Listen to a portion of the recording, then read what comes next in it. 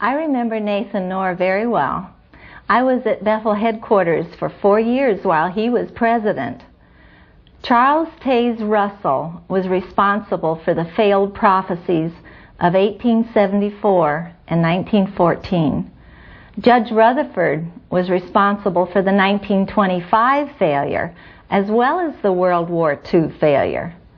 Nathan Knorr, under the influence of Vice President Fred Franz, was responsible for the 1975 false prophecy. I remember how excited we all were as we studied this book, Life Everlasting in the Freedom of the Sons of God, and learned that 1975 would mark the end of the 6,000 years of man's history from the date of Adam's creation. That meant that Armageddon would come in 1975, and then the final 1,000 years of Christ's millennial reign would start. We all stepped up our field service time. Don Nelson was a Gilead graduate in 1956. He was trained for world missionary service. He is pictured in the Proclaimer's book on page 525. I remember with some nostalgia the happy days in the Kingdom Hall locally where my wife and I attended.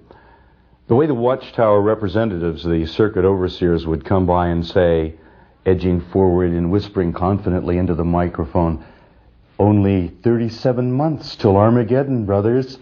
And then on succeeding trips, "Only 24 months till Armageddon, brothers," and "Only 12 months till Armageddon, brothers." Unfortunately, my wife and I left the Watchtower Society in 1974, which was the year before Armageddon was supposed to hit and demolish the world. So we never did find out how the circuit overseers dealt with "Only 1 month till Armageddon, brothers," or "Only 1 month after Armageddon, brothers," because we had by this time found out the lie of the Watchtower chronology, and we saw it for what it really was, insane. 1974 was a very difficult time for me. I was freaking out. I had to make a decision, a critical decision, because my wife had to undergo surgery and the doctor said she needed a blood transfusion. And I had to make the decision. And the brothers were encouraging me to make the right decision to please Jehovah, because after all, Armageddon was only a year away, and even if she died, she'd be resurrected right away. You could just imagine the fear. I had so much fear. It was so frightening. I was near death. I was in a hospital, and the brothers and sisters told me to take my stand for Jehovah and don't accept a blood transfusion. If I accepted the blood transfusion, I would die at Armageddon. If I didn't and I died, I'd be resurrected. The Great Tribulation was coming. It was 1974, and 1975 was at our doorstep. And by staying loyal to Jehovah, I would be resurrected.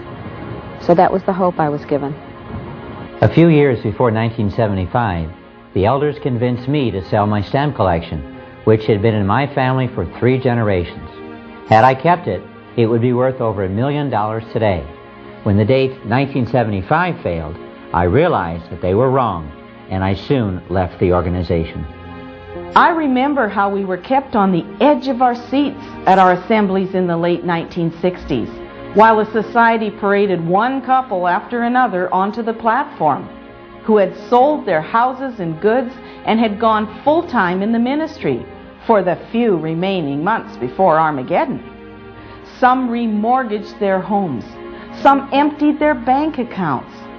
My family and I sold our home and moved to where the need was greater, so all could hear the message of the Watchtower prior to 1975.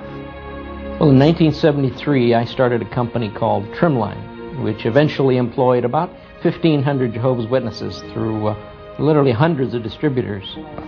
There were many that came to me. They wanted to go into business so they could pioneer. After all, 1975 was approaching. And then as 75 got closer, though some criticized me, even calling me the ridiculer of 2 Peter.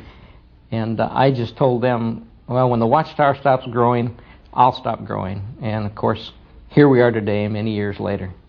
I remember the hush that fell over us Jehovah's Witnesses at the assembly when the announcement was made to hold Bible studies no longer than 6 months.